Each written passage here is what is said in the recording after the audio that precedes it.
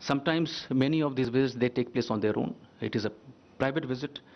And on many occasions, you would have noticed and seen that dignitaries and political dignitaries, they do come here at the invitation of somebody else. You are familiar with many such dignitaries participating at some of the think tank forums. You are familiar with a recent visit by Henry Kissinger, who, when he visited India, he actually met the Prime Minister, and there was a talk show with External Affairs Minister as well. So I think let us be very clear that the visitors to India who come, they do not necessarily have to come through only official channel. And we have engaged and facilitated engagements for them, even on occasions where the visit has not been done through official channels. I think the important point to consider in this regard is whether such engagements, whether sharing of our perspectives, does it serve our larger interest? Does it serve our national interest, irrespective of the nature of the visit? In the case of the visit of MEPs to India, it was brought to our attention, at the attention of the government, that this delegation, the group of MEPs are going to visit India. You are aware that MEPs are directly elected by the people. They represent their constituencies directly. They are also elected by universal adult suffrage. The MEPs who visited India and who wanted to visit, they had expressed a very keen desire to know about India. It was more or less like a familiarization visit. They belong to a spectrum of views from different countries of Europe. And also they belong to different political parties. I think some of them belong to the opposition parties. Many of them, they also belong to the ruling parties.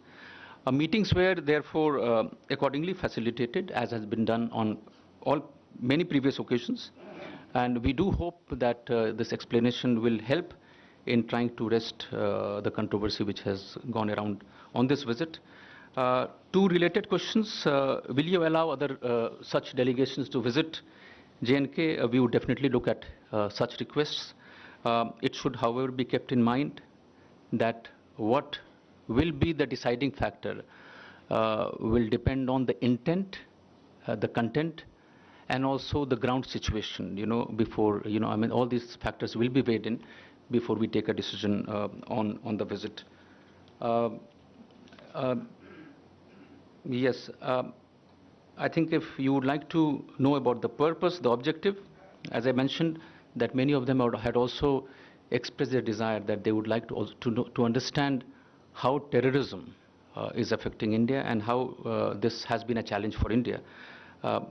I think, and you must have heard and seen their statements after the visit.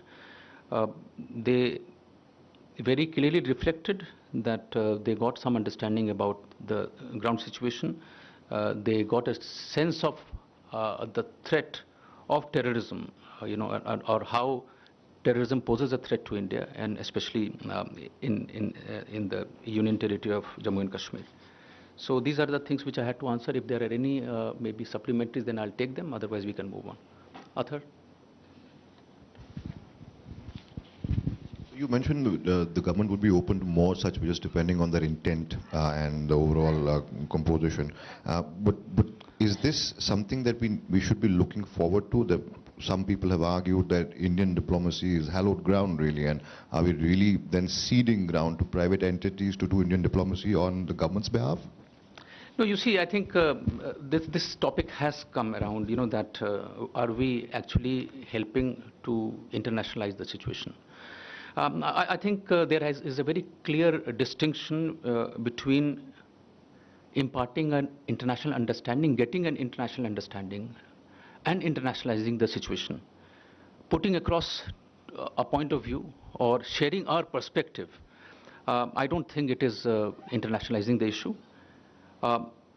This is what MEA is expected to do. This is what we have been doing. This is part of our engagement with other countries and think tanks, media. And if I heard what you heard from the members of European Parliament after their visit. I think it is the issue of cross-border terrorism, the role of Pakistan in the cross-border terrorism, which got international opinion. And I think, if you look at what we have done, I think on many occasions, engagement with the diplomatic community is not internationalizing the issue. External Affairs Minister has spoke at different forums in the US, across several platforms. That is not internationalizing. We are supposed to share our perspectives on a certain issue, and we are supposed to share that with different groups of people who would like to get that perspective. So that definitely is not the intent. It is not a question of ceding ground at all. We feel that this is feeding into the larger objective, larger interest which we have, and we hope, and what I could sense from some of the comments coming out from these MEPs after the visit, that they have got that sense.